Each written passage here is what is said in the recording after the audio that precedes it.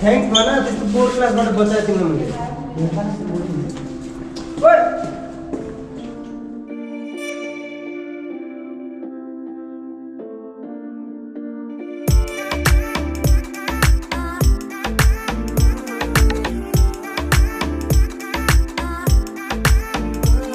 मेरो आँखामा हेर्दै भन के छ तिम्रो मन मलाई लाग्छ तिम्रो मनले मलाई नै चाहेको छ मेरो आँखामा हेर्दै भन के छ तिम्रो मन